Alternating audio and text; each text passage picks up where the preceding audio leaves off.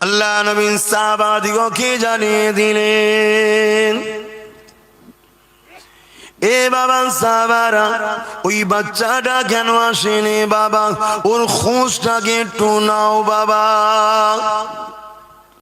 সাহাবা হুজুররা বলেছিলেন, ইয়া রাসূলুল্লাহ হাবিবাল্লাহ, এমন একটা সন্তানের কথা বলছে যার বাবা নাকি দিন রাত তরোয়ালে ধার দিচ্ছে, আপনাকে মারবে বলে, আপনাকে কতল করবে বলে, আপনাকে শহীদ করবে বলে।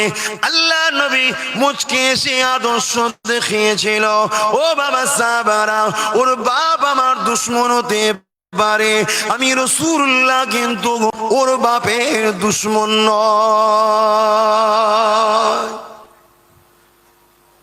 ইনি হলেন মুহাম্মদ রাসূল।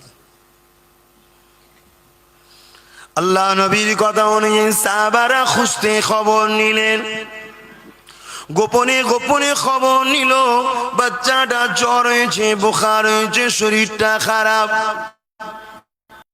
আল্লাহ নবীর কাছে এসে খবরটা দিল, এ নবীর উম্মত দাবিদাররা, শুধু দাবি করলে হয় না, রাসূলুল্লাহ দেখানো রাস্তা দিয়ে চলতে হবে। আল্লাহ নবী যে রাস্তা দিয়ে যেতেন, ওই রাস্তা দিয়ে কোনো নোংরা পড়ে থাকতো না, এমন কোনো জিনিস পড়ে থাকতো না যে রাস্তা দিয়ে পথিক দিয়ে যেতে অসুবিধা হবে। একদিন একটা ইহুদি ধর্মগুরু তার শিষ্যদের নিয়ে যেতে ছিল, সে আফসোস করে বলতে লাগলো, মনে হয় এই রাস্তায় মুহাম্মদ বা তার অনুসারীরা আসেনে। সমস্ত ধর্মগুরুকে, ইহুদি ধর্মগুরুকে তেনার শিষ্যরা জিজ্ঞাসা করে, আপনি এ কথা বলছেন কেন? ওই সময় ইহুদি ধর্মগুরু বলেছিল, মুহাম্মাদের অনুসারী যদি রাস্তায় যেত, এই যে পথচারীদের চলার জন্য এই যে নোংরা গুলো পড়ে আছে, এই যে কষ্টদায়ক জিনিসগুলো পড়ে আছে, এখনো থাকতো না। কেন? মুহাম্মদ শিখিয়েছে তার অনুসারীদেরকে এত সুন্দর করে এগুলো তুলে দিয়ে সাইডে ফেলে দিত, এরই নাম হলো মুহাম্মদ রাসূল। আর আজকে আমরা কি করি? ঝাঁটতে ঝাঁটতে ঝাঁটতে নিজের জায়গাটা পরিষ্কার করে রাস্তা দিয়ে নেবিয়ে দিই, ও তো জনগণের, পাবলিকের। তো এটা ভালো আদর্শ নয়। সমাজ আমাদের সবার, এই সমাজকে সেবা করা, পরিষ্কার পরিচ্ছন্ন রাখা, যত্ন করা, এটা আমাদের সবার দায়িত্ব। ও করছে না আমি করব না, এ মাইন্ডটা ভালো নয়। আমি করব, ও করে না তো কি হয়েছে, আমাকে দেখেও একদিন করা শুরু করবে। এ যুবকেরা, আল্লাহ নবী সাহাবারা খোঁজ নিতে গেল, সাহাবারা খোঁজ নিতে গিয়ে খবর পেল বাচ্চাটা বিমার হয়েছে, জ্বর হয়েছে, শরীরটা খারাপ। আল্লাহ নবীর কাছে এসে খবরটা দিয়ে দিল। আল্লাহ নবী বাচ্চাটা খোঁজের জন্য দাঁড়িয়ে গেল, ওই বাচ্চাটাকে দেখার জন্য দাঁড়িয়ে গেল। সাহাবা হুজুররা বলতে লাগলে, ইয়া রাসূলুল্লাহ হাবিবাল্লাহ, বিয়াদবি নেবেন না, আমাদের দায়িত্ব আপনাকে জানানোর রয়েছে, তাই জানিয়ে দিই। ইয়া রাসূলুল্লাহ হাবিবাল্লাহ, ওরা আপনাকে জানে মারতে চায়, হুজুর আপনি ওর বাড়িতে যাবেন না, ওর আব্বা আপনার ক্ষতি করে দিতে পারে। আল্লাহ নবী বলেছিলেন, এ বাবা সাহাবারা, আমি যাব, এটা আমার দায়িত্ব, কেননা আমি রাসূলুল্লাহ এসেছি আল্লাহর সৃষ্টিকে ভালোবাসতে, তাদেরকে শান্তির মেসেজ দিতে, তাদের খোঁজ খবর নিতে। ওই বাচ্চাটাকে আমি পিয়ার করি, ও অসুস্থ আর দেখতে যাব না, এটা হতে পারে না। এ যুবকেরা, বিমারিকে দেখতে যাওয়া এটা আমার রাসূলুল্লাহর সুন্নাহ। কিন্তু আমরা তো খোঁজ নিই না, আমাদের আত্মীয় বিমারে পড়লেও খোঁজ নিবার সময় নেই, এত ব্যস্ত আমরা। আর দুনিয়া তো এখন কখন যে রাত যাচ্ছে, কখন যে দিন যাচ্ছে বোঝাই যাচ্ছে না, মানুষ কাজ গুছিয়ে উঠতে পারছে না। আল্লাহ নবী সেই বাচ্চার বাড়িতে গেল, অগ্নি উপাসকের বাড়িতে গেল। আল্লাহ নবী সাহাবাদের সাথে নিয়ে গেলেন না, একা গেল। কেননা সবাইকে নিয়ে গেলে নবী আমার ভাবতে লাগলেন ওই অগ্নি উপাস্য ভয় খেতে পারে মুহাম্মদ হয়তো আমাদেরকে মারতে এসেছে, এই যে ভয়েতে কষ্ট পাবে আল্লাহ নবী এটাও দিতে চাইলেন না, কেননা নবী আমার রহমাতাল লিল আলামিন। এ যুবকেরা, আল্লাহ নবী তাই বলেছিলেন যে পাড়া প্রতিবেশীদেরকে ভালোবাসে না, যার কথা দ্বারা, ব্যবহার দ্বারা, আখলাক দ্বারা, যার চাল চলন দ্বারা পাড়া প্রতিবেশী বিরক্ত হয়, খুশি হয় না, সে আমি রাসূলুল্লাহ জানিয়ে দিলাম সে আমার কেহই নয়। যার কথাবার্তা, কাজ কাম, চাল চলন পাড়া প্রতিবেশী খুশি নয়, সে আমি রাসূল আমার কেউ নয়। আর আজকে এই কথাটা আমাকে এখানে বলা দরকার, কেন অতি সত্য কথা যেখানে আমি আলোচনা করি বলি। মুসলমানদের প্রতিবেশী কারা বলুন না? আমাদের প্রতিবেশী কারা? হিন্দু ভাই, মতুয়া ভাই, দলিত ভাই। রাসূল এখানে বলেছে যে পাড়া প্রতিবেশীর সঙ্গে ভালো ব্যবহার করলো না সে আমার কেউ নয়। তাহলে আজকে যে কোনো ধর্মেরই হোক তারা আমাদের প্রতিবেশী। রাসূলকে যদি আমরা মানি, প্রতিবেশীর সঙ্গে ভালো ব্যবহার করা এটা আমাদের ঈমানি দায়িত্ব। বলুন আলহামদুলিল্লাহ। এটাই শিখিয়েছেন মুহাম্মদ রাসূল, এটাই শিখিয়েছেন। এই বিষয়ে একটা কথা, হযরতে আব্দুল্লাহ হুজুর বলে একজন যুবক ছেলে ছিল, নিশ্চয়ই আপনারা শুনেছেন, আবার স্মরণ করিয়ে দিচ্ছি। হযরতে আব্দুল্লাহ হুজুর বলে একটা যুবক ছিলেন। সে যুবক ব্যবসা কারবারের উদ্দেশ্যে শহরে এসেছিল। শহরে এসে একটা ঘর ভাড়া নিয়েছে, আর সেই ঘরের পাশে একজন গায়ের ইসলামের ঘর ছিল। হযরতে আব্দুল্লাহ 18-19 বছরের যুবক,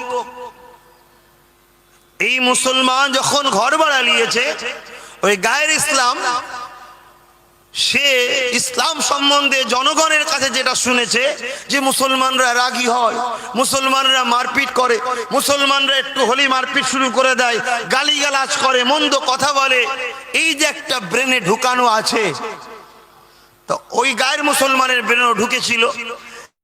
তাই আব্দুল্লাহকে রাগাবে বলে, কষ্ট দেবে বলে তার বাড়ির সিঁড়িতে, বাইরের পোটের সিঁড়িতে প্রতিদিন ঝাঁট দিয়ে নোংরাগুলোকে ফেলে। প্রথম যেদিন ফেলে, হযরতে আব্দুল্লাহ ফজরের নামাজ পড়ে কোরআন তেলাওয়াত করে বাইরে বেরিয়েছে। ইসলামের হুকুম ফজরের নামাজের পর কোরআন তেলাওয়াত করো। সেই তেলাওয়াত করে বাইরে বেরিয়ে দেখছে সিঁড়িতে নোংরা। ইদিক উদিক তাকালেন, কাউকে কোথায় দেখতে না পেয়ে আর একটা পাত্র নিয়ে এসে ওটাকে পরিষ্কার করে, যেখানে লোক যাতায়াত করে না, যেখানে ময়লা ফেলা হয়, সেই জায়গাতে ফেলে দিল। দিবার পরে ঘরে দরজা লাগিয়ে কারবারে চলে গেছে। পরের দিন সেম কেস, আবার উনি পরিষ্কার করে ফেলে দিলেন। এভাবে কয়েকদিন যাচ্ছে, কোনো দিনের জন্য আমাদের মতো ব্যবহার করেনি। আমরা যে সুন্দর ব্যবহারটা করি, হে রে অমুকের বাচ্চা টমুকের বাচ্চা হলে গাল টাল দিয়ে আমরা ধুঁ সরিয়ে ফেলতাম, ঠিক না বেটি? এটা ইসলামের আদর্শ নয়, এটা আমার রাসূল শিখাই নেই। আজকে সেই আব্দুল্লাহ এভাবে রোজ পরিষ্কার করে, যে ফেলে সে ভাবছে মনে হয় আব্দুল্লাহ গোপনে গোপনে খুঁজছে, তা আজকে ওর সামনেই ফেলবো। ময়লা নিয়ে দাঁড়িয়ে আছে, দিকে ফজরের নামাজ পড়ে কোরআন তেলাওয়াত করে বাহির হয়েছে, সামনেই ফেলেছে। ভাই ফেলে দিয়ে এবার কি করবে? ছুটবে তো নাকি? যে অন্যায় করে সে টেনশনে থাকে, ঠিক না? আজ আপনাদের অনেকে মারছে, ঘাবড়াবার কিছু নেই, আপনারা নিশ্চিন্তায় রাত্রিরে ঘুমাতে পারেন। কিন্তু যারা মারছে তারা টেনশনে বাইরে ঘুরতে পারে না, তারা ঘুমোতেও পারে না। এই মনে হয় পাল্টা দিল, এই মনে হয় পাল্টা দিল। ওই দোদকে দোদকে দোদকে ওদের যে টেনশন হচ্ছে, ও মার খাওয়ার থেকে বেশি কষ্ট ওরা পাচ্ছে। সবর করেন, ধৈর্য ধরেন, স্বাভাবিক। আমি যদি ও পাড়ায় যে কাউকে মেরে আসি, আমি কখনো শান্তিতে থাকতে পারবো না। কেন? আমার ব্রেনে ঘুরছে ও প্রতিশোধ নেবে, ও প্রতিশোধ নেবে, সবসময় একটা আতঙ্কে থাকবো আমি। ওই জন্য মার খাওয়া, মারার থেকে মার খেলে আরাম বেশি। হয়তো তখন একটু লাগে, কিন্তু আরাম নিশ্চিন্তাটা বেশি। মানুষের টেনশনটা তো সবচেয়ে বড় মারাত্মক। এই যে আব্দুল্লাহকে রোজ জ্বালাচ্ছে, ওনার একটা টেনশন রয়েছে। তাই ফেলে দিয়েই ছুটেছে।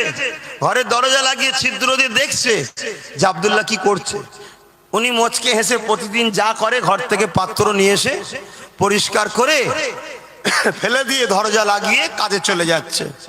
এ গায়ের ইসলামটা বেরিয়ে আব্দুল্লাহর হাত ধরেছে, বলছে এ যুবক, আমি যে তোমাকে এতদিন কষ্ট দিচ্ছি তুমি তো জানলে, কিছু বললে না কেন আসামি পেয়ে? হযরতে আব্দুল্লাহ বলেছিলেন, আমার নেতা বলেছে প্রতিবেশীকে ভালোবাসতে, তুমি আমার প্রতিবেশী, তাই। বলুন সুবহানাল্লাহ। আদর্শ দেখুন, এটা হচ্ছে ইসলামের আদর্শ। আমার নবী এইটাই শিখিয়েছে, কিন্তু আজ আমাদের জন্য ইসলামের বদলাম হচ্ছে। হযরতে আব্দুল্লাহর এই কথা শুনে সে বলল, আমি ইসলাম পিপাসিতকে পিপাসা মিটাবার নাম, বস্ত্রহীনকে বস্ত্র দিবার নাম, মা বাপের সম্মান প্রতিষ্ঠিতর নাম, গরিবের অধিকারের নাম, অসহায়কে আশ্রয় দিবার নাম, নাই প্রতিষ্ঠিতর নাম, অন্যায়কে মিটিয়ে দিবার নাম, এর নামই হলো ইসলাম। আরবিতে এসেছে, যেটা সালাম থেকে এসেছে, যারটা শান্তির নাম ইসলাম। জোরে বলুন সুবহানাল্লাহ।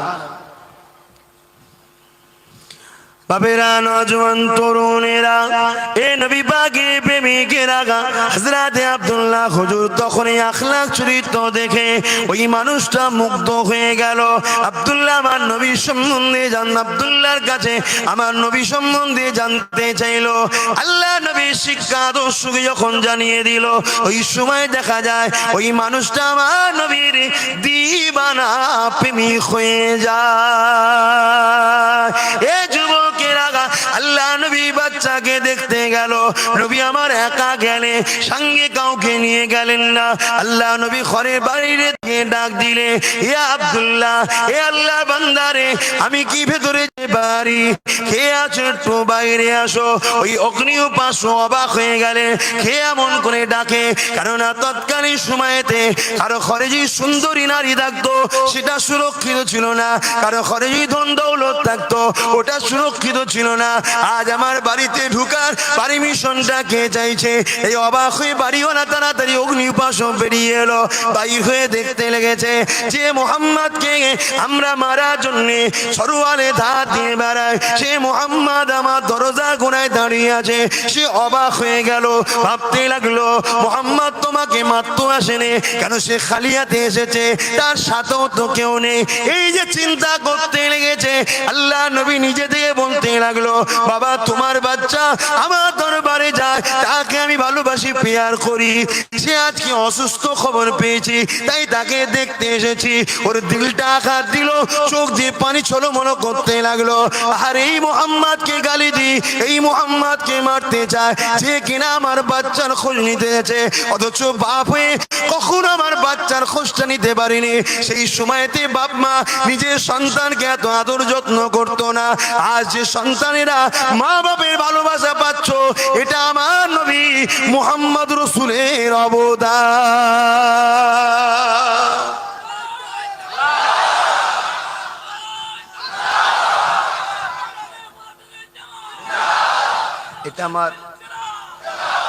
এটা আমার নবী শিখিয়েছে, আগে ছিল না।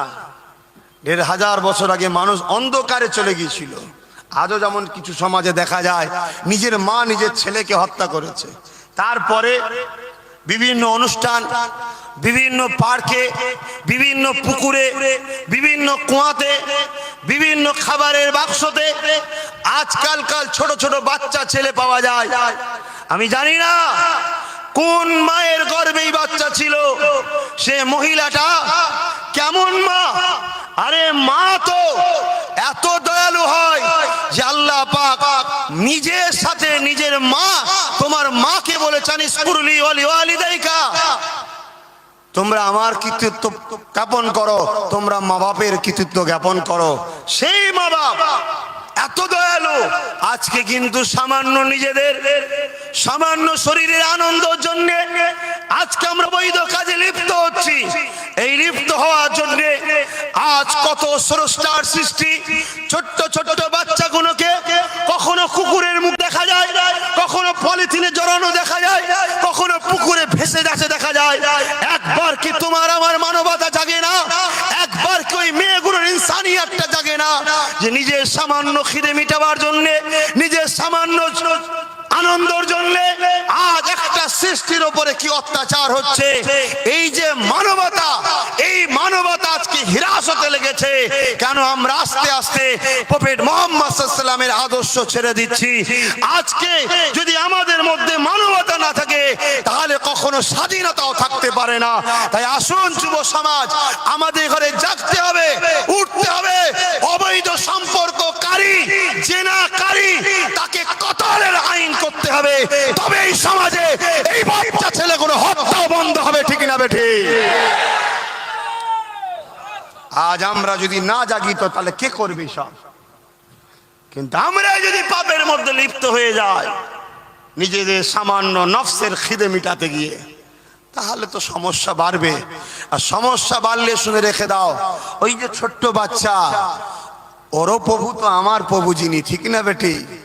অতএব ওই যে আল্লাহর সৃষ্টির উপরে অত্যাচার হচ্ছে, এই করোনার মতো আরো কঠিন কঠিন খোদার পক্ষ থেকে বিমার গজব আসবে, যার দাওয়ায় ওষুধ তৈরি করতে করতে পৃথিবী সাফ হয়ে যাবে। অতএব এগুলো সব পাপের ফল, এসব কর্ম আমাদের দোষে। এই সমাজে মানুষ মানুষের উপরে কত জুলুম করছে। এই সমাজে একদল লোক আছে যারা গরিবদের ঘরে নিজেদের পায়ে জুতো বানিয়ে রেখেছে, কীতদাস বানিয়ে দিয়েছে, তাদের অধিকার দিচ্ছে না। কথা বললে মিথ্যা মামলায় জেলে দিচ্ছে। কত মা চোখের পানিতে রাত্রিরে ঘুমাই না কাঁদে কেঁদে কাটাচ্ছে। কত বাপ রাত্রিরে ঘুমাতে পারে না, চোখের পানি ফেলে কাঁদে। কেন? তার মেয়ে বড় হয়েছে, বিবাহ দিবার টাকা নাই। এলাকায় সমালোচনা হচ্ছে, টোনটিটি মারছে, বাড়ির দ্বারে নোংরা ছেলেদের ঘোরাঘুরি হচ্ছে।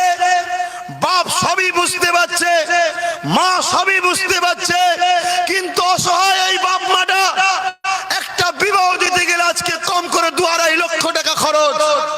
অথচ দেখা যাচ্ছে এই সমাজে একদল লোক 10,000 কোটি টাকার মালিক, 20,000 কোটি টাকার মালিক, সব জীবদেরকে শোষণ করে বড় লোক হচ্ছে। এই জায়গায় যাদের মধ্যে মানবতা আছে, যাদের মধ্যে মানব প্রেম আছে, ওই সকল মানুষগুলোকে ঐক্য হয়ে দাঁড়াতে হবে, দাঁড়িয়ে আইন তৈরি করতে হবে যে বাংলা এবং দেশেতে প্রত্যেকটা গরিব মেয়ের বিবাহ সময় হলে সরকার তার ফান্ড থেকে তাদের বিবাহের ব্যবস্থা করে দেবে। এই আইন করে তোলার দায়িত্ব এই মানবতা প্রেমিকদের দায়িত্ব লিয়া দরকার আছে না নাই? আমরা শুধু মনে করি মসজিদে যাও, নামাজ পড়ো, তাসবিহ পড়ো, আর হুজুর তুমি জলসা করতে গিয়ে শুধু ওয়াজ করো। বাবারা, ওখান থেকে আব্দুর রহমান পাহাড় থেকে লাভ মেরেছিল নবীর প্রেমে, বলো সুবহানাল্লাহ, এই ওয়াজ করো। ওটা যেমন করতে হবে, সমাজকে বাঁচাতে হবে। আজ আমি আব্বাস সিদ্দিকী মোজাদ্দেদ জামানের ঘরে জন্ম হয়েছি। আজকে মোজাদ্দেদ জামানের না হয়ে ফুটপাতে যদি কোনো ভিখারির ঘরে জন্ম হতাম, তাহলে আমার যে দুর্দশাটা হতো, আজকে ওই ভিখারিটার বাড়ির ছেলেটা দুর্দশা হচ্ছে, ওটা আমাকে ভাবতে হবে। এর নাম হলো মানবতা। ওপরে উঠে গিয়ে গরিবগুলোকে তুমি হাত ধরে তুলতে পারো, কে এত নোংরা নজরে দেখছে বলার মতো নয়। তারপরে আজকাল আবার এই যেটা কি পোন সিস্টেম চালু হয়েছে, পোন ছাড়া তো বিয়ে হচ্ছে না। কি এই পোন চালু হয়েছে, আমাদের সবাইকে ঐক্যবদ্ধ হতে হবে, আইন তৈরি করতে হবে। পোন যদি কেউ নেয়, ওই ছেলের মা ছেলের বাবা সঙ্গে সঙ্গে অ্যারেস্টে 12 বছরের জেল। এই আর কেউ পোন নেবে? এই পোন নেবে, তাহলে গরিবের বাপগুলো মেয়ের বিয়ে দিবার টেনশন হবে। কি গো, কথা ভুল বুঝাচ্ছি? তোমরা মানো তাই তো বুঝাচ্ছি। আজান দিচ্ছে? আচ্ছা, একটু আজানটা হয়ে যাক। ও শেষই হয়েছে।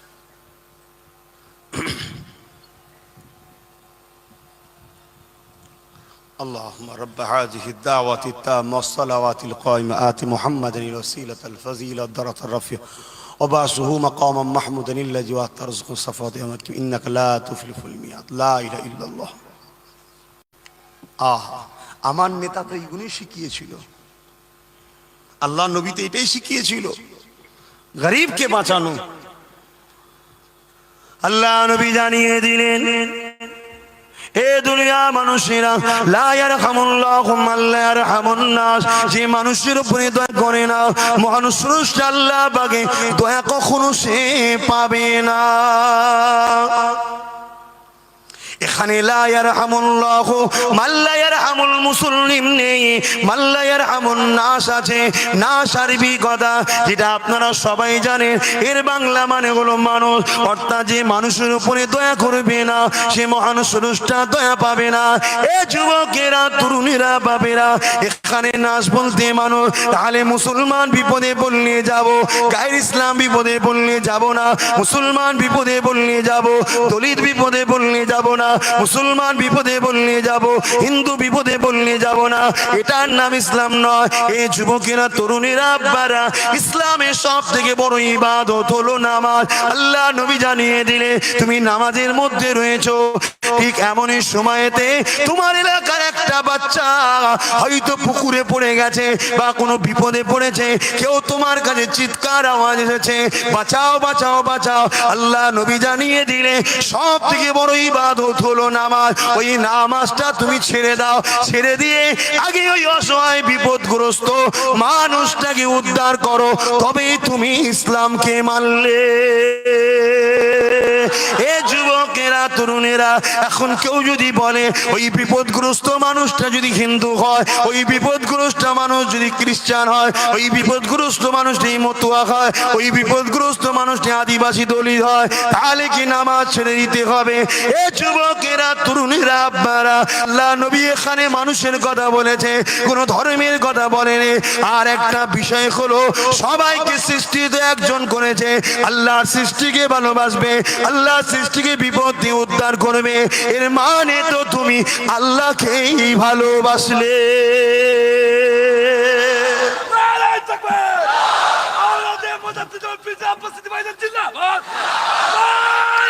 আল্লাহ, আমাদের সে আদর্শ আছে? আমরা মরছি আমাদের দোষে ভাই, কথা বুঝে আসছে? কে কি করছে, কে কি বলছে, কে মারছে, এসব ভেবে লাভ নাই। আমাদের ঘরে নিজেদের মতো আমার নেতার আদর্শ অনুযায়ী ফিরে আসতে হবে, তাহলে আমরা কামিয়াব হব। বাবেরা, নওজোয়ান, তরুণেরা, এ নবী বাগে প্রেমিকেরা, আল্লাহ নবী বসে আছে এমন সময়তে একটা গায়ের ইসলাম এসে জিজ্ঞাসা করলো, এ মুহাম্মদ সাল্লাল্লাহু আলাইহি ওয়াসাল্লাম, ইসলামের সব থেকে ভালো কাজ কি? আল্লাহ নবী বলেছিলেন, ভোকার্ত ক্ষুধার্ত মানুষকে খানা খাওয়ানো।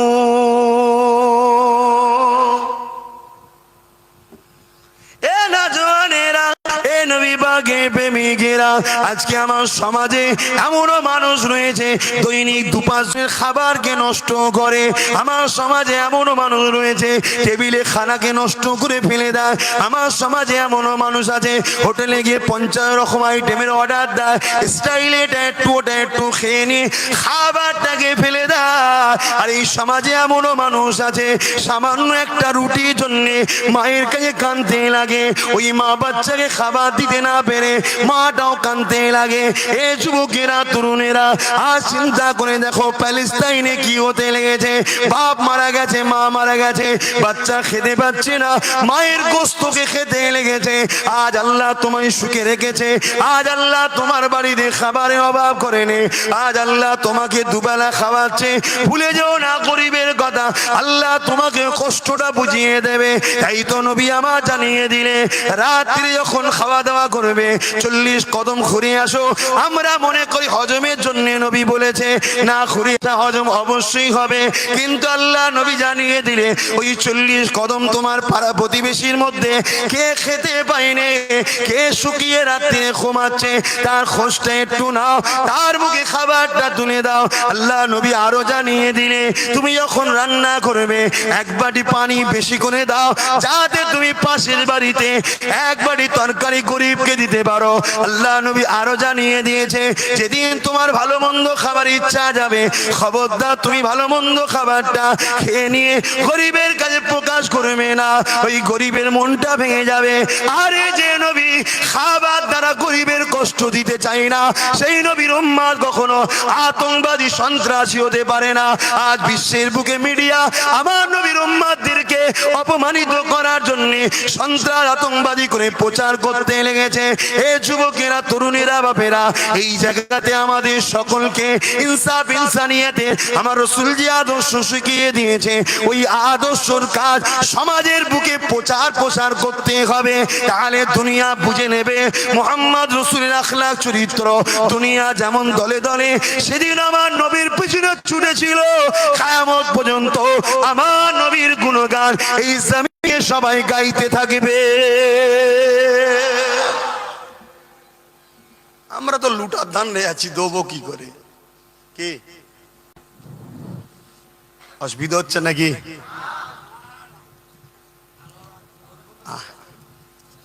আপনি তো অরিজিনাল খেয়ে বড় হয়েছেন, ওই জন্য সারা রাত হলেও অসুবিধা নেই। আমরা সব ভেজাল খেয়েছি, প্লাস্টিকের চাল মুড়ে এক জায়গায় ফেলে দিলে ডব খেচ্ছে। 93 বছর বলছে সারা রাত হবে, আর আমাদের 13 বছরে বলছেন ঘুমোতে হবে।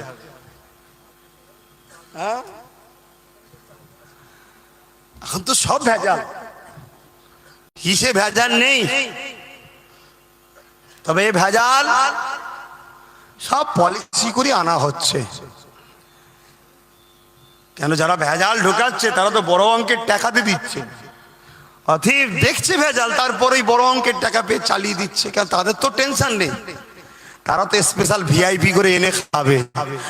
যা গরিব প্লাস্টিকের চাল খেয়ে মরুক কি যাক, গরিব মরবে তো, বড় লোক তো মরবে না। আমার রাসূল পাক সাল্লাল্লাহু আলাইহি ওয়াসাল্লাম দুনিয়ার মানুষকে মুক্তি শান্তির রাস্তা দেখিয়ে দিয়ে গেল। আজকে সেই নবীর উম্মত আমরা নিজেরাই তো অন্ধকারে হোঁচট খেয়েছি, দুনিয়াকে কি রাস্তা দেখাবো? আমরা নিজেরাই তো দুর্নীতির সঙ্গে জড়িয়ে, আমরা নিজেরাই তো পাপ কর্মের সঙ্গে জড়িয়ে আছি, আমরা নিজেরাই তো গরিবদের হত্যা করি। নিজের চাচা নিজে ভাইপোকে দাফন করে দিতে চাইছে, ভাইপো চাচাকে দাফন করে দিতে চাইছে। এ সমাজে তো অহরহ চলছে। নিজেদের মধ্যেই তো সমস্যা, পরকে কি দেখবে?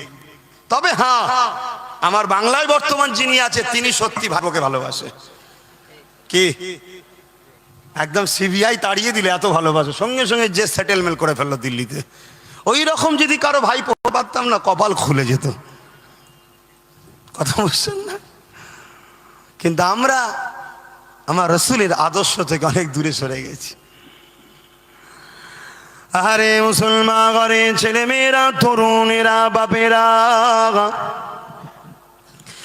আজ আল্লামা হুজুরের স্মৃতি সভাতে এসে আমি আপনাদেরকে বলে দিয়ে যাই, আল্লাহ নবীর আদর্শ অনুযায়ী চলেন। হুজুর এতদিন চলে গেল দুনিয়া থেকে, আজ লক্ষ লক্ষ কোটি কোটি মানুষ কেন তিনাকে স্মরণ করে, কেন তিনাকে ডাকে, কেন তিনার কথা শোনার জন্য বেচেন হয়ে থাকে, কেন তিনার দরবারে এসে হাতকে বেঁধে দাঁড়িয়ে যে আল্লাহর কাছে তিনার ওসিলা দিয়ে দোয়া চায়, কেন তিনার আলোচনা শোনার জন্য দলে দলে লোক ভিড় করে, কেন ঘাটের পয়সা বার করে দিয়ে হুজুরের স্মৃতি সভাতে দান করতে থাকে। এ যুবকেরা, তরুণেরা, আব্বারা, অন্য কোনো কারণ নয় যে জমিদারি ছিল তা। হ্যাঁ, আল্লামা হুজুর জমিদার ছিল ঠিকই কথা, আল্লাহ তেনাকে এত ধনী করেছিলেন। এই আজ পশ্চিম বাংলার উত্তর দক্ষিণ 24 পরগনা, এটা তখন একসাথে ছিল। এই 24 পরগনার অর্ধেকটাকে কিনে নিবার আল্লামা হুজুরকে আল্লাহ ক্ষমতা দিয়েছিলেন। এত ধন দৌলত থাকা বড় দিনের জন্য, পীরের খুশির জন্য নিজের অর্থ দিয়ে কিতাব লিখে লিখে লিখে এই সমাজকে জাগাবার জন্য বই তৈরি করে দিয়ে গেছে, এলেমের জ্ঞানকে মানুষের কাছে পৌঁছে দিয়ে গেছে, বাস করেছে।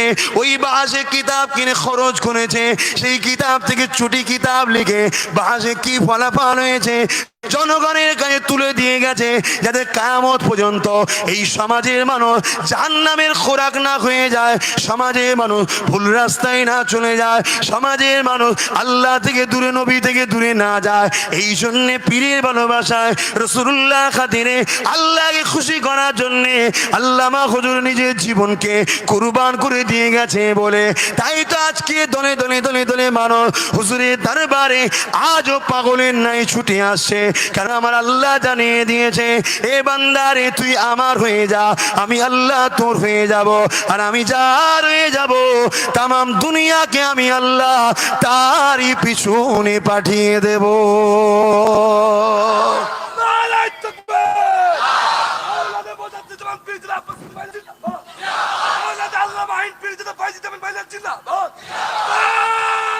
আল্লাহ,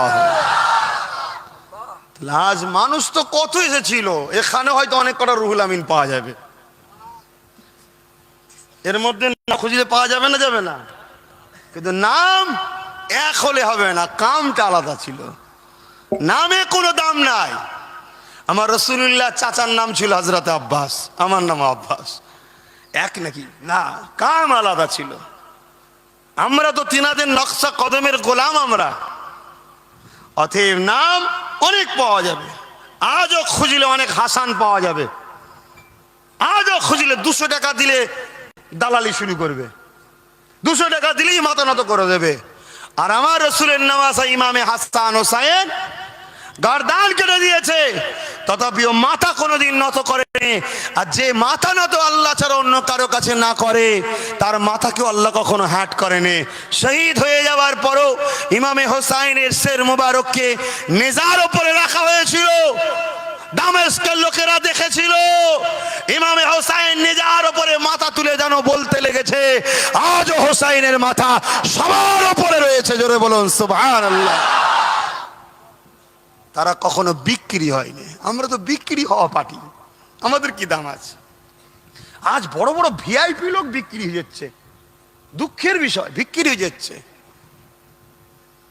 বিক্রি হয়ে যাচ্ছে, বড় দুঃখ। আজকে আমরা এই বিক্রি হয়ে যাওয়ার জন্যেই চারিদিকে কেউ না কেউ, কেউ না কেউ দুপায়ে পশু সুরাতে, মানুষ সুরাতে পশু দুপায়ে, তারা কখনো কখনো আমার রাসূলের শানে নোংরা নোংরা মেসেজ, নোংরা নোংরা খবর ছাড়ে, আমরা বিক্রি হয়ে যাওয়ার জন্য। তার প্রতিরোধ, তার আন্দোলন, গুস্তাগে রসুলের বিরুদ্ধে ঐক্যবদ্ধ হয়ে কথা বলা, এটা মানবতা প্রেমিকদের দায়িত্ব, শুধু মুসলমানদের দায়িত্ব নয়। কেন মোহাম্মদ রসুল মুসলমানদের শুধু নয়, দায়িত্ব সবার। কে করবে না করবে জানি না, কিন্তু আমাদের করতে হবে, ঠিক না বেঠিক? কিন্তু আজ করে করে অনেকে করে, আমিও করি, কিন্তু একটা জায়গায় অন্যজনের সঙ্গে আমার মতানৈক্য। যখন কেউ আমেরিকায় গুস্তাগে রসুল করে, তার বিরুদ্ধে প্রতিবাদ আমরা করি। ফ্রান্সে করেছে প্রতিবাদ, আমি করছি, আমরাও করছি। কিন্তু এই বাংলা বা এই ভারতে যখন কেউ গুস্তাগে রসুল করে, কখন তো কই প্রতিবাদ করি না? যখন কোন গায়ের মুসলমান সেজে গুস্তাগে রসুল করে, তখন প্রতিবাদ করি। যখন কেউ মুসলমান সেজে মসজিদের মেম্বারে দাঁড়িয়ে গুস্তাগে রসুল করে, তখন তো কই প্রতিবাদ করি না? যখন কেউ গায়ের মুসলমান সেজে আমার রাসূলুল্লাহ শানে বিয়াদবি করে, তখন আমরা প্রতিবাদ করি। নবিয়ানা মেম্বারে বসে যখন কেউ রাসূলের গুস্তাখ করে, কখন তো কই প্রতিবাদ করি না? এই গত কয়েকদিন আগে সম্ভবত আপনাদের এলাকারই কেউ, দুপায়ে একজন পশু মনে করি আমি তাকে, তার জন্মটা কিভাবে হয়েছে সে ভালো জানে, তার পরিবার ভালো জানে। তবে কোরআন বলছে কখনো অবৈধ সন্তান ছাড়া গুস্তাগে রসুল করতে পারে না। সেই কোরআনের আয়াতকে কোট করে গত কয়েকদিন আগে কেউ একজন আপনাদের এলাকায় বর্তমান রুলিং পার্টির নেতৃত্ব দিচ্ছে, হয়তো আপনার মনে হবে পার্টির কথা বলছে, হ্যাঁ বলবো, 100 বার বলবো। অন্যায় যে করবে তার বিরুদ্ধে বলা এটা আমার দায়িত্ব। সে বক্তব্য দিতে গিয়ে বলছে, পীর পয়গম্বর যেই আসুক, মসি আসুক, কাউকে মানবো না, কারো কথা শুনবো না। এত বড় বেঈমান, এত বড় মুনাফিক, এত বড় দুপায়ে পশু আমার বাংলায় রয়েছে। এর প্রতিবাদটা কোন পীর সাহেব পীরজাদা ওনারা করবে? এর বেলায় কেন মিছিল হচ্ছে না? এর বেলায় কেন আন্দোলন হচ্ছে না? শুধু ফ্রান্সের ব্যাপারে হবে কেন? ওটাও যেমন করতে হবে, এরও বিরোধী তেমন করতে হবে। পূজা যেমন রেপ করেছে উত্তরপ্রদেশে, ওটা যেমন বিরোধী করতে হবে। আমার বাংলায় কামদুনি বন্টাও করতে হবে।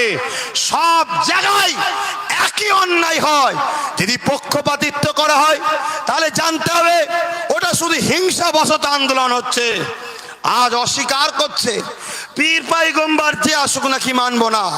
জানি কোন পয়গম্বর আর আসবে না, কিন্তু পীর ওলি আরবিতে মুর্শিদ তো আসবে, ওটাকে অস্বীকার। তার সাথে সাথে আরো বড় অস্বীকার, মসিহ আসুক মানবো না। মসিহ বলতে কে? হযরতে ঈসা নবী আলাইহিস সালাম আসবে না, আসবে না, জোরে বলুন। সে আসলেও মানবো না। এরকম বেম্বাজ যে বেঈমান যদি মুসলমানদের নেতৃত্ব দেয়, এ মুসলমানকে খোদা গজবকে ধ্বংস করবে না, করবে না। অতএব এরও বিরোধী করা দরকার। কিন্তু এর বিরোধী হচ্ছে না কেন? খেয়ে বসে আছে তো, দালালি খেয়েছো, দালালি। এবার এটা যখন আমি বলি, একটু কড়া কথা বলে ফেলি, অমনি বলে হুজুরের ছেলে সব বলার কি দরকার? কি দরকার? আই কাছে, তবে তো বুঝাবো। দূরে থাকলে বুঝবো কি করে? কাছে এলে বুঝাবো তো কি দরকার। কাছে আসবে না, শুধু দূর থেকে বলে দিচ্ছে। বলুন, আন্দোলন আমাদেরকে করতে হবে। আল্লাহ রসুল বলল, তিনটে জিনিস অন্যায় দেখলে হাত দিয়ে প্রতিরোধ করো, নাই মুখ দিয়ে করো, নাই অন্তর থেকে ঘৃণা করো। এই তিনটের মধ্যে কোনো একটা যার মধ্যে নাই, রসুল বলছে তার মধ্যে ঈমান নাই। আজ নবী মুহাম্মদ সাল্লাল্লাহু আলাইহি ওয়াসাল্লামের কার্টুন তৈরি করেছে, এর আগে ফিল্ম করেছে। এদের দোষ নয়, এদের সাহস হলো কি করে ওটাকে খুঁজতে হবে। এদের পিছনে কোনো মুনাফিক আছে। ওর যেমন প্রতিবাদ করা হচ্ছে, অবশ্যই যারা প্রতিবাদ করছে তাদের প্রতিবাদকে সাধু জানাচ্ছি। যদি রসুলের জন্য করা হয়, যদি নেতার জন্য করা হয়, কিন্তু যদি লোক দেখানো হয়, ওই প্রতিবাদকে ধিক্কার জানাই। তুমি যদি রসুলের জন্য করো, তাহলে তোমার বাংলাতে আজ মাদ্রাসা কোনো বিরান হয়ে যাচ্ছে প্ল্যান করে। এটাও তো রসুল নাকি? মাদ্রাসা নবীরই তো নাকি? তাহলে এর প্রতিরোধটা করবে কে? 2011 থেকে এই মাদ্রাসায় নিয়োগ বন্ধ আছে, যাতে করে মাদ্রাসায় শিক্ষা যাবে না, মাদ্রাসার পড়া সব ধ্বংস হয়ে যাবে, মাদ্রাসা কোনো বন্ধ হয়ে যাবে। এই সে নাটক, এই যে ষড়যন্ত্র। আসামে মাদ্রাসায় টাকা দেওয়া হবে না, ওর মিছিল হচ্ছে। আর আমার বাংলায় মাদ্রাসার নিয়োগ বন্ধ হয়ে গেছে, এর মিছিল বিরোধী করবে না কেন? এটাও করা দরকার আছে। তাহলে এই যে দালালিপনা, এই দালালদের থেকে দূরে না থাকো, জীবনে তোমরা মাথা তুলতে পারবে না। তোমাদের ধ্বংস, হে আমার কম, তোমাদের ধ্বংস হিন্দুরা করে রে, তোমাদের ক্ষতি দলিতরা করে রে, তোমাদের ক্ষতি মতুয়ারা করে রে, তোমাদের ক্ষতি করেছে তোমাদের রাহনুমা সেজে। যারা তোমাদের মাথার উপরে উঠে নেচেছে, তারা দালালি খেয়ে তোমাদের ক্ষতি করেছে। কথা খারাপ লাগলে মাফ করবেন। জবান দিয়েছে আল্লাহ, আল্লাহ ছাড়া কাউকে খুশি করার জন্য কথা বলিনি। এই যে আমি মতুয়া হিন্দু দলিতদের ভালোবাসি একমাত্র আল্লাহর জন্য, কারণ আমাকে যিনি সৃষ্টি করেছে ওনাদের ঘরও তিনি সৃষ্টি করেছে। অতএব আল্লাহর সৃষ্টিকে কেন ভালোবাসবো না? অতএব এই যে কথাগুলো আমি বলছি গরিবদের হয়ে, দুনিয়ার কাউকে খুশি করার জন্য নয়, একমাত্র স্রষ্টাকে খুশি করার জন্য করছি। তাই প্রত্যেকটা অন্যায় অন্যায়, তাতে যেই করুক, পীরের আওলাদ যদি অন্যায় করে ওটাও অন্যায়, চাষির ছেলে অন্যায় করলো ওটাও অন্যায়, মুচির ছেলে অন্যায় করলো ওটাও অন্যায়। এর জন্য আলাদা শাস্তি, ওর জন্য আলাদা শাস্তি। এই দ্বিচারিতা ইসলামে নাই, ইসলামে পক্ষপাতিত্ব নাই। রাসূল পাক সাল্লাল্লাহু আলাইহি ওয়াসাল্লাম যে আদর্শ আমাদেরকে দিয়ে গেল, যেটা দ্বারা পৃথিবী মুক্তি পেল, অশান্তির দামানাল থেকে মানুষ বাঁচলো, আজকে সেই সব ছেড়ে দিয়ে আমরা বসে আছি। তাই তো আমরা এত পথভ্রষ্ট, তাই তো আমরা এত বিপদগ্রস্ত। আল্লাহ আমাদের সকলকে পরিবর্তন হবার তৌফিক দেন, বলুন আমিন। আমি দাওয়াত দিচ্ছি ইমাম হজরতদের, আমি দাওয়াত দিচ্ছি উলামা হজরতদের, আমি দাওয়াত দিচ্ছি হাফেজ সাহেব হজরতদের, আমি দাওয়াত দিচ্ছি, আসুন এ সমাজ আমাদের মুখের দিকে তাকিয়ে আছে, এই সমাজকে আমাদের পরিবর্তন করতে হবে। শুধু মাদ্রাসা তৈরি করে ভরা দিলে হবে না, তার সাথে সাথে ইংলিশ দিতে হবে, ভূগোল দিতে হবে, বিজ্ঞান দিতে হবে, অঙ্ক দিতে হবে, সমস্ত বিষয়ে শিক্ষা দিতে হবে। সবটাই তো ইসলামে জায়েজ আছে, সব শিক্ষা অর্জন করতে হবে, তবে তাকাতে পারবো, তবে তো আমার সমাজ জাগবে। সাথে সাথে আমাদের বিশাল একটা দায়িত্ব আছে, আগিয়ে আসুন সবাই মিলে। আমাদের প্রতিবেশী বিভিন্ন ধর্মের গরিব মানুষ, তারাও তাদের বাচ্চাদের পড়াতে পারছে না, তাদের পড়ানোর জন্যে আমরাও সুব্যবস্থা তৈরি করি, তারা জেনারেল লাইনে পড়ুক। শোনুন, আমার ছেলে ডাক্তার হবে আর আপনার ছেলে চোর হবে, দুজনে পাশাপাশি বাস করবে। আমার ছেলে ইনকাম করলে আসবো, ঘরের দরজায় বসে সব চুরি করে নেবে। অতএব দুজনকেই শিক্ষা হতে হবে, তবে সমাজ শান্তি থাকবে। আলোচনায় অসুবিধা হচ্ছে নাকি? কিন্তু আমার তো পিছন টান হয়ে আছে। আমার আসার কথা ছিল 5:30টায়, 5:30 থেকে 7টা 7:30 পর্যন্ত থাকার কথা যাবে। আমি অন্য জায়গায় যাব, প্রোগ্রাম আছে, ফজর বেলা আবার পড়ে যাবে। বাবেরা, নজওয়ান তরুণেরা, আহারে নবীকে ভালোবাসেন, পেয়ার করেন। আল্লাহ নবী দিয়ে দুনিয়া বাদশা বিবুল্লাহ জানিয়ে দিলেন, কেউ যদি এতিমের মাথায় হাত বোলায়, সে যেন আমি রাসূল আমার মাথায় হাত বোলালো।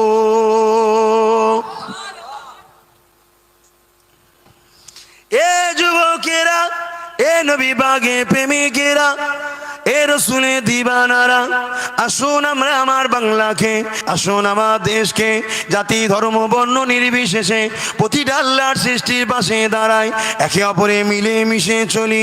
কেন আল্লাহর কোরআন জানিয়ে দিয়েছে, তোমরা দুনিয়ার মুখে অশান্তি ছড়াওনি, মিলে মিশে শান্তি আমান প্রতিষ্ঠিত করো। এই জায়গায় আমাদের সবার দায়িত্ব রয়েছে। এ যুবকেরা, তরুণেরা, আব্বারা, আল্লাহ সৃষ্টিকে ভালোবাসলে কি লাভ হবে শুয়ে রেখে দেয়। কম বেশি আপনারা সবাই জানেন, আল্লাহ নবী দিন দুনিয়া বাদশা হাবিবুল্লাহ সাহাবা হুজুরদিগকে জানিয়েছে, আমার সাহাবারা, কাল কিয়ামত যেদিন হবে বিচারের দিন, ওই দিনে একটা বান্দাকে আল্লাহ পাক উঠাবে। ওই বান্দাকে বলতে লাগবে, বান্দারে আমাকে হিসাবটা দে। বান্দা হিসাবটা নিতে থাকবে, ওই সময় বলতে লাগবে, আল্লাহ আপনি আমার হিসাবকে নেবেন না। আল্লাহ, আল্লাহ আপনি আমাকে সবার সামনে অপমানিত করবেন না, আপনি আমাকে গোপনে গোপনে জাহান্নামী করে দেন। কেন দুনিয়া জমিনে আমি অনেক অন্যায় করেছি, দুনিয়া জমিনে অনেক ভুল করেছি, দুনিয়া জমিনে অনেক পাপ করেছি। আল্লাহ আপনি আমাকে গোপনে গোপনে জাহান্নামী করে দেন। আমার আল্লাহ বলতে লাগবে, বান্দারে লা তাখনাতু মির রাহমাতিল্লাহ, বান্দারে আমার রহমতে নিরাশ হয়ে যাস না। বান্দা তোর আমলনামাটা দেখা, বান্দা আমলনামাকে দেখাতে লাগবে, গুনাহ গুনাহ অন্যায় অন্যায় পাপ পাপ ভর্তি রয়েছে। এই সময় দেখা যাবে একটা শুধুমাত্র ভালো কাজ পাবে। ওই একটা ভালো কাজ পাওয়ার জন্য আল্লাহ পাক খুশি হয়ে যাবে, খুশি হয়ে যে রহমতের দরিয়া জোশ মেরে বলবে, বান্দারে যা তোর একটা ভালো কাজ আমার পছন্দ হয়েছে, এর বিনিময়ে আমি আল্লাহ পাক তোকে সমস্ত গুনাহকে চেপে দিয়ে আমার রহমতের বিনিময়ে আমি আল্লাহ তোকে জান্নাতি বানিয়ে দিলাম। বান্দার কি এমন কাজ আল্লাহ পাকের পছন্দ হবে? কিতাবের মধ্যে পাওয়া যায়, ওই বান্দা একদিন প্রচন্ড গরমের সময় রাস্তাতে যেতে ছিল, ওই সময় দেখতে পায় রাস্তাতে একটা পশু বাঁধা রয়েছে, যে কিনা রৌদ্রতে পিপাসা চোটে জিভটা বাহির হয়ে গেছে। ওই বান্দার উপরে দয়া হয়েছে, পশুর উপরে তাকে ছায়াতে বেঁধে দিয়ে পানি পান করিয়েছিল। আমার আল্লাহ বলতে লেগেছে, বান্দারে আমি আল্লাহ দয়ার মালিক, আমার দয়া নিয়ে আমার সৃষ্টির উপরে দয়া করেছি, আমি মালিক হয়ে কেন তোর উপরে দয়া করব না? এ বান্দারে আমি আল্লাহ তোর গুনাহকে মাফ করে দে, আমিও তোকে নাজাত দিয়ে দিলাম।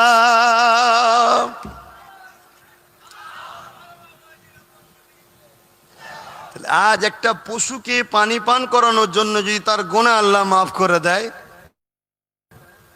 আজ আমরা সমাজে গরিব, মুসলিম, দলিত, আদিবাসী, মতুয়া, এই যে হিঙ্গলগঞ্জ আমি গিয়েছিলাম সব জানেন, আরো অনেক জায়গায় গরিবদের কাছে যায়। আপনারাও যদি গরিবদের পাশে দাঁড়ান, জাতি ধর্ম বর্ণ নির্বিশেষে ভাই যদি ভাইয়ের পাশে দাঁড়ান, এই যে অসহায়ের উপরে দয়া দেখাবেন, আর আল্লাহ কি কিয়ামতের দিন আমাদের উপরে দয়া দেখাতে পারবেন না? এটা তো বিশ্বাস। তো ভাইয়েরা আমার, গরিবকে ভালোবাসুন, গরিবের সাথী হন। আল্লাহ রসুল নিয়েছে গরিব 50,000 বছর আগে আল্লাহর জান্নাতি হবে, জোরে বলুন সুবহানাল্লাহ। আর রসুল আর এক জায়গায় বলছেন, আল মারউ মাআ মান হাব্বা, যে যাকে ভালোবাসবে তার সঙ্গে থাকবে। আমি যদি দুনিয়ায় গরিবকে ভালোবাসি আর ওই গরিব যদি জান্নাতি হয়, তার সাথে আমিও জান্নাতি হব, জোরে বলুন সুবহানাল্লাহ। আরে বিশ্বাসে মিলাই বস্তু, তর্কে বহুদূর। নামাজ পড়ছি আমরা, বিশ্বাস আল্লাহ কবুল করবে। রোজা রাখছি, বিশ্বাস আল্লাহ খুশি হবে, তাই তো করছি। গরিবের যে কত কষ্ট গরিবই ভালো বোঝে। অতএব আজ আমি আব্বাস সিদ্দিকী চাই, বাংলার বুকে প্রত্যেকটা গরিব মানুষ কমসে কম যেন এক মুঠো ভাত খেয়ে রাখ। প্রত্যেকটা গ্রামে গ্রামে 10 জন করে ইউনিট করছি, যাতে করে তাদের দ্বারা একটা তৈরি করে ওই মহল্লার ওই গরিব যে তৈরি করে ওই মহল্লার ওই গরিব যে আছে তাদের মুখে খাবারের ব্যবস্থা ছেলেগুলো করে দেবে। কিন্তু এত বড় সমস্যা, এত বড় ব্যাপক ব্যাপার, যেটা এত বড় সমস্যা সমাধান একটা অরাজনীতির সংগঠনের দ্বারা কখনো সম্ভব হচ্ছে না। তাই আমি আব্বাস সিদ্দিকী ভেবেছি, নতুন করে ভাবতে শুরু করেছি, যা আগামী দিন গরিবদের স্বার্থে, অসহায়ের মুখে খাবার তুলে দিবার স্বার্থে, গরিবদের সুচিকিৎসার স্বার্থে, মা বোনেদের ইজ্জত বাঁচাবার স্বার্থে, নারীদের ঘরে রেপের হাত থেকে রক্ষা করার স্বার্থে, গরিবের ছেলে মেয়েদের ঘরে উচ্চ শিক্ষায় শিক্ষিত করার স্বার্থে, গণতান্ত্রিক যে সাংবিধানিক মৌলিক অধিকার শিক্ষা, স্বাস্থ্য, অন্ন, বাসস্থান, এই 4টে পাইয়ে দিবার স্বার্থে, এবং প্রত্যেকটা বাড়িতে একটা করে কম করে চাকরি থাকে, এই স্বার্থে আগামী দিন আমি আব্বাস সিদ্দিকী বাংলায় কি কর্মকাণ্ড করে বেড়াচ্ছি আপনারা কম বেশি সবাই তো জানেন, ঠিক না বেটি? যে কাজ করছি, কাজ ঠিক করছি না ভুল করছি? আপনারা খুশি মনে বলুন, হুজুরকে খুশি করে না আল্লাহকে খুশি করে বলুন, ঠিক করছি না ভুল কাজ করছি? যারা ঠিক বলছেন হাত তুলে দেখান। ঠিক কাজ করছি তো? তাহলে আগাবো না পিছাবো? আগাবো না পিছাবো? আপনারা যারা হাত তুলেছেন সাথে থাকবেন না পালাবেন? সাথে থাকবেন না পালাবেন? যদি থাকেন সাথে, যদি সাথে থাকেন তাহলে ধোকা দেবেন না। এটা বসিরহাট অন, যে এই এলাকায় মানুষ যারা আছেন চারিদিকে, এখানে এমন একটা ব্যক্তিকে আমাদের প্রয়োজন, যে ব্যক্তির আন্ডারে 11 কি 13টা, টোটাল হয়তো 15টা অট নিয়ে অঞ্চল হবে। টোটাল গরিবদের খবর যেন তার কাছে থাকে, টোটাল গরিবদের মুখে যেন সে খাবার তুলে দিতে পারে, টোটাল গরিবদের এডুকেশনের জন্য ব্যবস্থা যেন করতে পারে, টোটাল গরিবদের স্বাস্থ্যের জন্য সুব্যবস্থা করতে পারে। এই চিন্তা যদি একজন স্বাধীনতা সংগ্রামীর 4র্থ প্রজন্ম নেয়, এটা কি অন্যায় কাজ হবে? আমার সাথে আল্লামা রুহুল আমিন সাহেব হুজুরের বংশধর আওলাদ আল্লামা রুহুল আমিন সাহেব, তিনিও স্বাধীনতা সংগ্রামী ছিলেন। তিনিও তিনার পীরের সাথে দেশের জন্য আন্দোলনে নেমেছিলেন। কলিকাতার রাজপথে লক্ষ লক্ষ অনুসারীদের নিয়ে বলেছিল, এ আমার ভক্তময়, ব্রিটিশরা আজকে আমার মাতৃভূমির ওপরে, ব্রিটিশরা আজকে আমাদের ওপরে বিভিন্ন সমস্যার ওপরে, বিভিন্ন সম্প্রদায়ের ওপরে এবং আমার মসজিদ মাদ্রাসা ধর্মের ওপরে যা ঐক্যবদ্ধ হয়ে মাতৃভূমি এবং এই অন্যায়ের মাতৃভূমি বাঁচাবার স্বার্থে এবং এই অন্যায়ের মোকাবেলা ব্রিটিশদের বিরুদ্ধে লড়তে সবাইকে ঐক্যবদ্ধ হতে হবে, এগিয়ে যেতে হবে। আমার মুজাদ্দেদ জামান এবং তিনার খলিফা আল্লামা রুহুল আমিন সাহেব, তিনারও অবদান দেশ স্বাধীনতা রয়েছে বলা। মাতৃভূমিকে ভালোবাসা আমরা অনেকে বুঝি না। মাতৃভূমিকে ভালোবাসা কত মহান কাজ, মাতৃভূমিকে ভালোবাসা কত নেকির কাজ, পুণ্য কাজ। কেন? মাতৃভূমিকে স্বয়ং মোহাম্মদ রসুল ভালোবেসেছে। জোরে বলুন সুবহানাল্লাহ। কি ভালোবেসেছে না বাসেন? চোখের পানি ফেলেছে মাতৃভূমির জন্য, মাতৃভূমির উন্নয়নের কথা ভেবেছে, মাতৃভূমিকে দুষ্কৃতি মুক্ত করতে চেয়েছে, মাতৃভূমির বসবাসকারী মানুষের শান্তি প্রতিষ্ঠিতের জন্য রসুল কেঁদেছে, দোয়া চেয়েছে। তাহলে আজ আমি কেন করব না? অসুবিধা আছে? শুধু একটাই অসুবিধা, হুজুর কেন? হুজুর দোয়া করবেন, আমরা চুরি করে খাবো, হুজুর কেন আসবে? কথা বুঝছেন তো? যাক, সেই বিষয়ে একটু সামান্য বলবো। আমি কি করতে চাইছি একটু জানাবো, অনেকে জানেন, তারপরও সামান্য একটু বলবো। কেন আজ হুজুরের স্মৃতি সভা, আর এখন সবাই এবার আসছে, তো একটা বসার টেবিল তৈরি হয়েছে, তাই একটু দেখছি, ওই জন্য একটুখানি পানিটা মাপছি। তারপরে যদি পানি দেখি গন্ডগোল হচ্ছে, আবার ছেঁচা শুরু করব, চিন্তার কোনো কারণ নেই। বলবো, আমার একজন ভাই তাপস চক্রবর্তী, তিনিও পর্যন্ত গাড়ি করে অত দূর থেকে কষ্ট করে, সাথে আমাদের সংগঠনের ভাঙর ক্যানিং ওই এলাকার যিনাকে দায়িত্ব দেওয়া আছে, কাজ করছে, তিনিও এসেছে। আজকে দেখুন, সবাই যাদের মধ্যে মানবতা আছে তারাই গরিবকে বাঁচাতে চায়। সবাই আমরা এক হচ্ছি, নতুন একটা বাংলা তৈরি করতে চাইছি। অসুবিধা আছে ভাই? যে বাংলা দুর্নীতি মুক্ত হবে, যে বাংলায় কখনো কেউ না খেয়ে যেন ঘুমায় না রাত্রিরে, সেই চেষ্টা হচ্ছে। করা যাবে না? যাবে না? আমার দেশ কি ভিখারি নাকি? হ্যাঁ, আমার দেশ পৃথিবীর 10টা ধনী দেশের মধ্যে একটা আমার দেশও থাকার উপযুক্ত। আমার দেশে এত আছে, এত আছে। আমার দেশে আছে বলেই তো বারবার লুটতে আসে। 200 বছর ব্রিটিশ লুটেছে, এখন আবার লুটা চলছে। লুটার কাজ মিটে গেলে আবার চলে যাবে, আবার আমরা দেশবাসী মেহনত করে দেশকে গড়বো, আবার কিছুদিন পরে কোনো লুটেরা আসবে, আবার লুটবে। এই জায়গায় আমাদের আরো সজাগ হতে হবে, কেউ না লুটতে পারে। তো সেই কথা বলার আগে আমি, ভাই আমায় কিছু বলেনি, ভাই শুধু বলেছে জলসা তো আপনারই।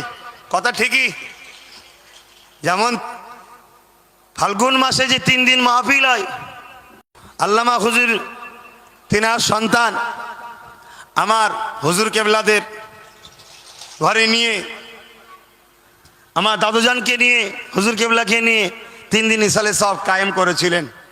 আর আমার ভাই বাজিদ আমিন সাহেব, তিনি আমাকে নিয়ে হুজুরের স্মৃতি সভা কায়েম করেছে। অবশ্যই এটা আমারই জলসা, কারণ আল্লামা হুজুর যতটা ইনাদের, জুনায়েদ আমিন সাহেব যতটা ইনাদের, আমি মনে করি ইনাদের থেকে বেশি আপন আল্লামা হুজুর আমাদের। রক্তের থেকে ইমানি সম্পর্ক আগে, রক্তের সম্পর্ক আগে নয়, ইমানি সম্পর্ক আগে। তাই আল্লামা হুজুর যখন আমাদের, এ জলসাও আমাদের, এ জলসা আগামী বছর সুন্দর করে করার চেষ্টা, ওটাও আমাদের, ঠিক না বেঠিক? এই ভাই কিছু বলেনি, তথাপি আমি ছোট্ট করে একটু বলবো। হুজুরের মোহাব্বত ভালোবাসায়, জানি না এখানে এতগুলো মানুষ এসে বসেছেন, কেউ কিছু নিয়ত করেও তো আসেন নাকি সালে সাহাবে? কি গেছেন নাকি? থেকে 3000 করে টাকা চাইবো, যারা আগামী বছর এই মাহফিলের জন্য দেবেন। দেখি হুজুরের দোয়ালিবার আশায় 50টা লোক 2000 করে টাকা, আর 50টা লোক, এই 50 লোক 3000 করে, আর 50টা লোক 1000 করে টাকা।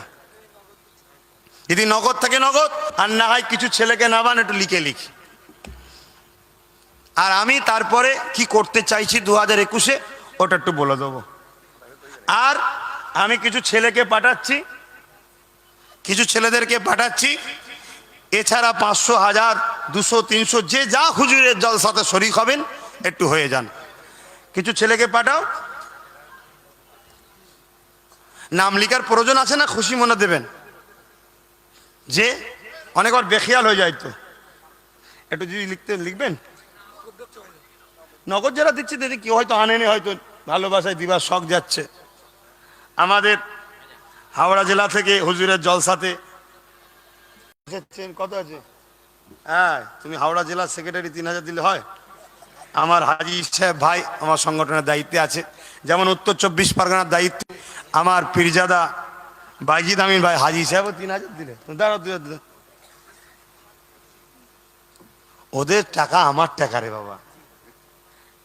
যদি ইমান সেই জায়গায় থাকে, অঙ্ক করে দেখুন তো, কায়নাতকে আল্লাহ তৈরি করছে, ঠিক না বেটি? কায়নাত তবির, নবীর জিনিসের ওপরে নবীর খানদানদের পাওয়ার আছে না নাই? সেই হিসাবে বললাম। হ্যাঁ, আমার কালাম ভাই, আমার হাসিবুল হাজিও 3,000, এই 5,000 আল্লাহ কবুল করেন। আর আমার কালাম ভাই, তুমি আর 2,000 দাও না, কি করবে টাকা, আল্লাহ তো অনেক দিয়েছে, দাও। 3 ভাই এসেছে, ফারুক ফাঁকি দিচ্ছে নাকি? সে কোথায় গেল? টাকা দিবার পালিয়েছে নাকি? দে, তোকে বেশি দিতে হবে না, তুই এদের থেকে একটু হালকা আছিস, অল্প করে দে। এই 3টে আল্লাহ দিয়েছে, আমি তো জানি রে বাবা। হ্যাঁ, 3 ভাই 5,000 করে দিল। আর আমার ফারুক ভাই 4 জন এসেছে, ওরা ভাই আসবে হুজুরের দোয়া লিবার উদ্দেশ্যে। আল্লাহ ওদের আশাকে কবুল করুক। ও 5 দেবে, ভালো ব্যবসা করছে, আল্লাহ বরকত দি। বোন আল্লাহুম্মা আমিন। আরে লেখেন না, নাকি লিখবেন না? ওই আমার এক ভাই 2,000, কিছু লোক পাঠালেন না ভাই, কোথায় কি তুলবেন না নাকি? আরে খরচ আছে তা। এত বড় প্যান্ডেল করে যারা করছে, তাবারুক আছে, দিক না, সবাই দেবে তো। কথা বুঝে আসছে? দেন, অনেক জায়গায় মুসাফা করে আমি সেই খাবার টাকা আনতে বলি তো নাকি? কি কত করে আনতে বলি? হ্যাঁ, 100 করে এনেছেন তো? আমারটাও নজরানাতে দেন হুজুরের জলসায়। আচ্ছা ঠিক আছে। দোয়ার পরে এখন জলসা হবে, 11:30 পর্যন্ত হবে, তারপরে তাবারুকের ব্যবস্থা আছে। আপনারা সকলে এদিকে শুনি, এদের হয়ে যাবে। দেন, ওই ছেলেরা যাচ্ছে তো নাকি? ভাই মন দিয়ে শোনেন, আজ বড় করুণ পরিস্থিতি দুনিয়ায়। আজ মানুষের উপরে জুলুম করছে, অত্যাচার করছে। এই জায়গা থেকে মানুষ জাতিকে মুক্তি দিবার জন্য আমাদের সবাইকে ঐক্যবদ্ধ হতে হবে। আল্লাহ আমাদের সকলকে বোঝার তৌফিক দিক, একতা হবার তৌফিক দিক। বলুন আল্লাহুম্মা আমিন। আরো জোরে বলুন আল্লাহুম্মা আমিন। একবার দরুদ শরীফ, আল্লাহুম্মা সাল্লি আলা।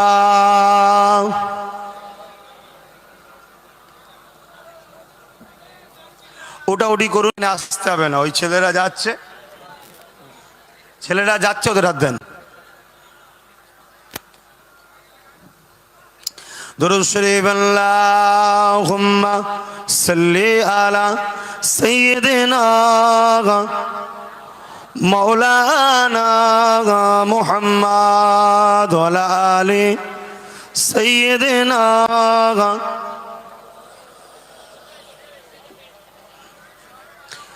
দেখি নাই তোমারে কোনদিন, তবু হৃদয়ে অমলিন।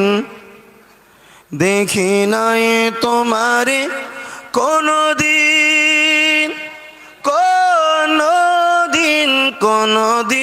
কোনদিন।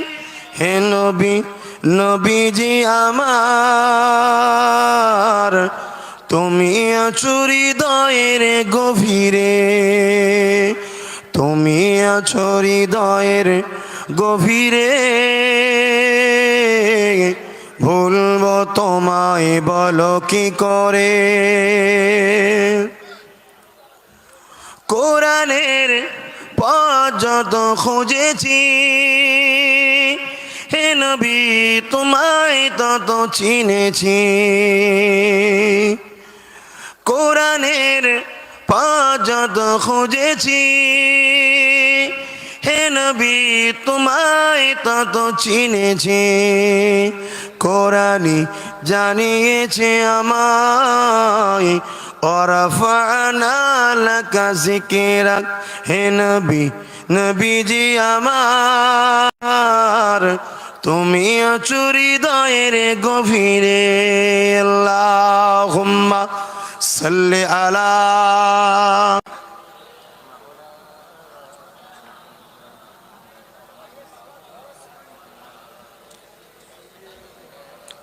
ভাইরা আমার, সংক্ষেপ সময় একটা কথা আপনাদের কাছ থেকে দোয়া ও ইজাজত লিবার জন্য বলছি।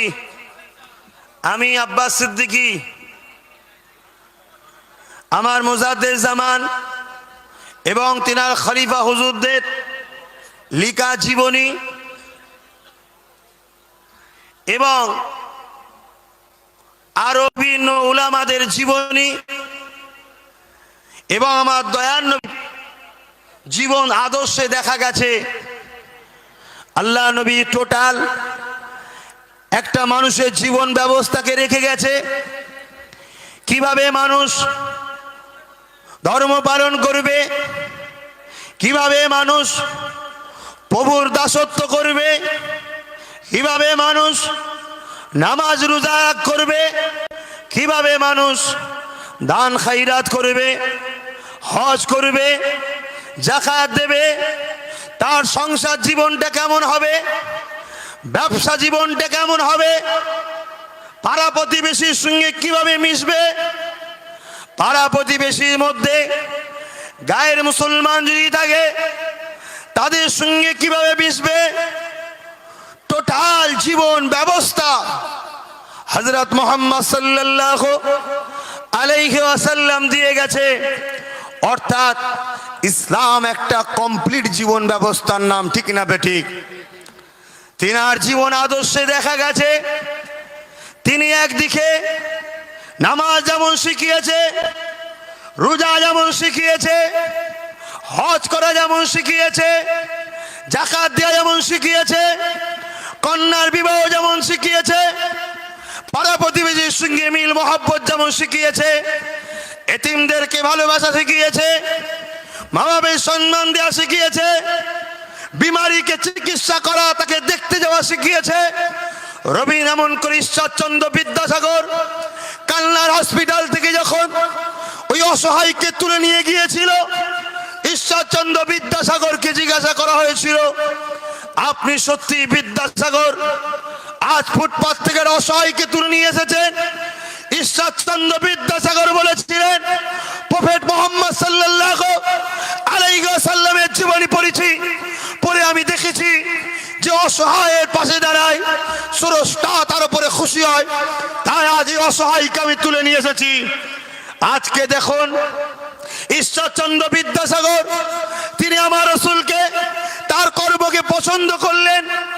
আমার রাসূলের টোটাল জীবনী দেখলে তিনি সব কিছু যেমন শিখিয়েছে তেমন নবীর দেশ চালানো শিখিয়েছে, কিভাবে দেশের প্রধান হতে হবে, রাষ্ট্রনায়কের কি কাজ, রাষ্ট্রনায়ক কিভাবে দেশকে চালাবে, দেশকে কিভাবে নিরাপত্তায় রাখবে, দেশের বর্ডারকে কিভাবে সুরক্ষিত করবে, দেশের প্রশাসন কিভাবে হবে, দেশের নিজাম কিভাবে হবে, দেশের আইন ব্যবস্থা কিভাবে হবে, দেশবাসী কিভাবে সুরক্ষিত থাকবে, জাতি ধর্ম বর্ণ নির্বিশেষে